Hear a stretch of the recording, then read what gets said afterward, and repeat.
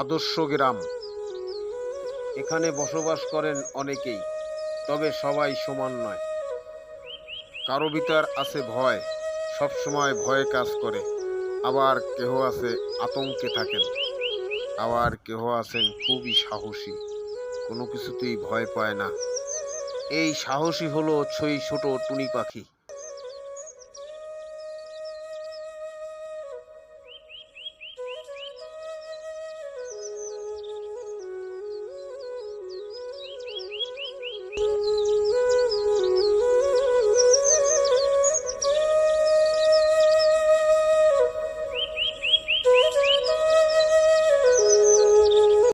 প্রতিদিন বিকাল হলেই এই বটগাছের নিচে টুনি পাখি, চড়ুই পাখি এবং কাক, এরা তিন বন্ধু বসেন গল্প করতে। প্রতিদিনের মতো আজও তিন বন্ধু বিকালে গল্প করতে বসছেন।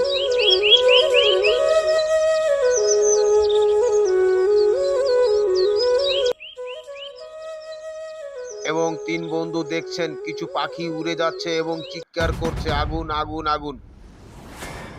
এবং দূর থেকে ভেসে আসছে আগুনের চিৎকার, আগুন আগুন আগুন। কে আছো, বাঁচাও আমাদেরকে।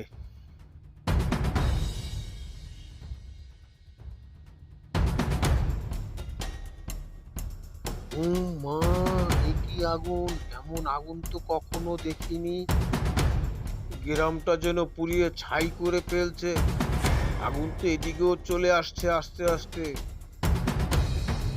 চলো আমরা এখান থেকে অন্য কোথাও চলে যাই, না হলে আমরা দেখা গেল পুড়ে যাব। চলো টুনি, কাক ভাই, চলো আমরা অন্য কোথাও চলে যাই। হ্যাঁ, চড়ুই ঠিক বলেছে টুনি, চলো আমরা এখান থেকে পালাই। আগুন না হলে আমাদেরকে পুড়ে শেষ করে ফেলবে, আমাদের ঘর বাড়ি জ্বালিয়ে দিবে। চলো। ওই দেখো পাশের গ্রামে আগুন জ্বলছে, ধোঁয়া উঠছে। কি সাংঘাতিক তাপ রে বাবা আগুনের! আমার ঘর বাড়ির কি হবে টুনি?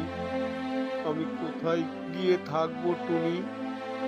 কথা বলতে বলতে কাক কেঁদে ফেলেন এবং বলেন, এই বৃদ্ধ বয়সে এখন আমি কোথায় যাব?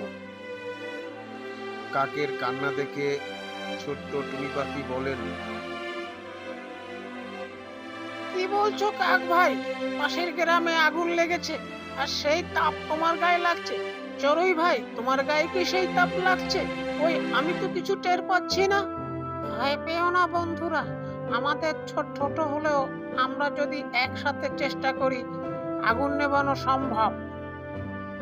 তুই কি পাগল হলি যে আমরা আগুন নিভাবো?